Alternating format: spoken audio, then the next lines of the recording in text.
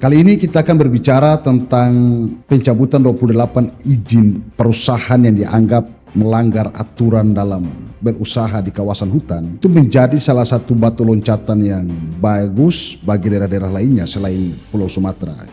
Dari 28 perusahaan ini, ada sekitar 22 perusahaan yang bergerak di usaha pemanfaatan hutan dan 6 lainnya bergerak di sektor pertambangan, perkebunan, dan lain-lain. Nah, hal ini menjadi satu langkah yang progresif bagi negara dan membuktikan bahwa negara tidak bisa takluk di hadapan korporasi. Negara tidak bisa takluk di hadapan oligarki.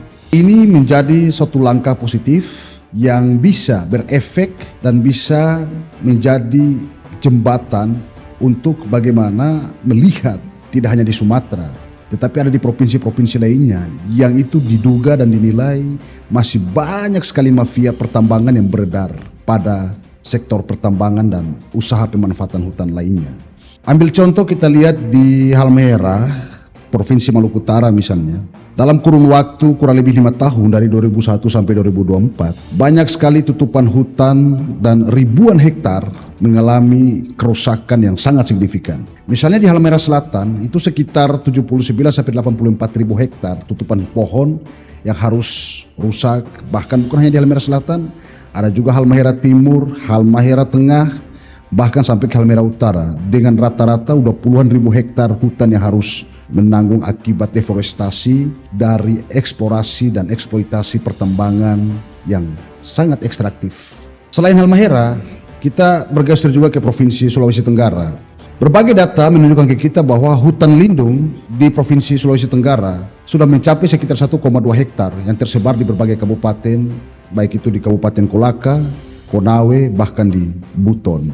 Hampir mengalami nasib yang sama dengan daerah Provinsi Maluku Utara. Kita melihat lagi di Morowali yang belakangan menjadi ramai, menjadi pusat perhatian utama dengan ditemukannya 62,12 hektar lahan yang dikuasai secara ilegal oleh PT Bumi Morowali. Gitu.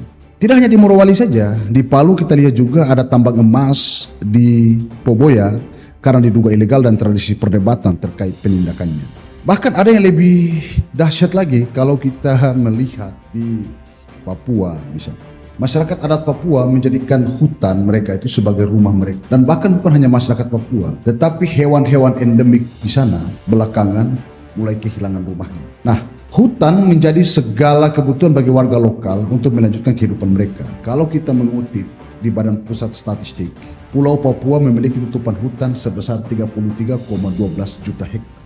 Dan kalian bayangkan, dari 33,12 juta hektar itu menyusut menjadi 663.443 hektar. Dan apa yang menyebabkan itu? Lagi-lagi deforestasi. Pemandangan deforestasi semacam ini penting kiranya peran pemerintah daerah untuk bisa berkolaborasi dengan pemerintah pusat di bawah komando Satuan Tugas Penertiban Kawasan Hutan atau Satgas PKH menjadi hal yang sangat penting untuk bagaimana memberikan kesejahteraan melalui rencana dan kebijakan demi mewujudkan keseimbangan ekologis. Hanya karena dengan begitulah hal-hal yang tadinya dinilai dan dianggap remeh oleh pihak korporasi, dalam hal ini adalah perusahaan-perusahaan yang memiliki kemampuan untuk mengeksplorasi pertambangan di Papua, mereka tidak semena-mena, mereka tidak menyakiti bahkan menyingkirkan warga lokal, bahkan hewan-hewan yang dinilai langka di tanah Papua.